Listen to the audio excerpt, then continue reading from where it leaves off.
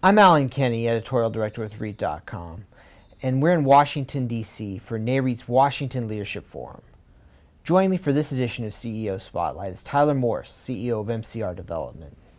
So, Tyler, your company maintains a pretty active renovation program. Can you tell us what are some of the major renovation projects that are popular right now? Sure. Thanks, Alan.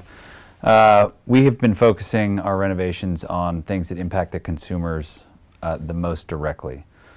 So a lot of personal device renovations, having the electrical outlets high enough now that so consumers can enjoy them, plug in their iPhones and their GoPros and all the fun devices that people now take on the road with them. We're renovating about 30 hotels over the next 18 months. So we're doing a lot of rooms renovation that have a lot of consumer guest impacts like that. 2014 was a big year in growth in terms of acquisitions for your company. How do you see the acquisitions environment playing out in 2015? You know, Alan, I think yields are still pretty low for investors across the marketplace. 10-year Treasury is about 2%.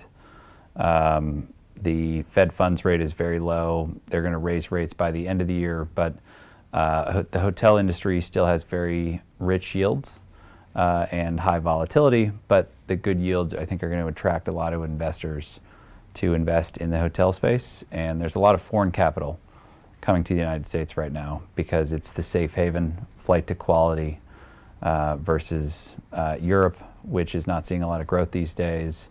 Obviously Eastern Europe and Russia are having some currency issues. South America and Brazil are having problems. China and they're having some problems in their repo market. So this is creating a flood of capital to the United States. So I think the acquisition environment is going to be quite rich. And new supply in our space in hotels last year was only 0.9%. So these are historically low numbers.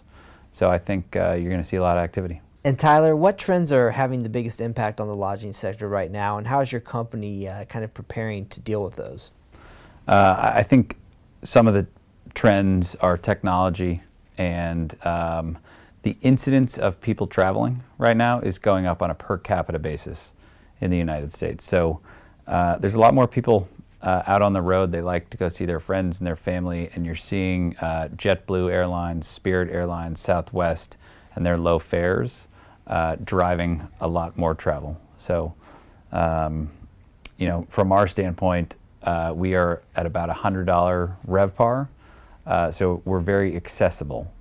And most of our products are $100 for a room, and you get free breakfast, free dinner, free beer, free parking, free Wi-Fi, and that compares to big full-service hotels in major metropolitan markets that are $300 for the room night, plus $15 for Wi-Fi, plus $60 for parking, plus $25 for dinner, plus $10 for breakfast.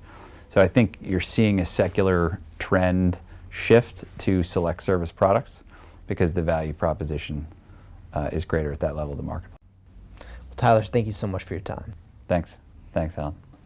And for more on this and other REIT news and analysis, be sure to visit REIT.com.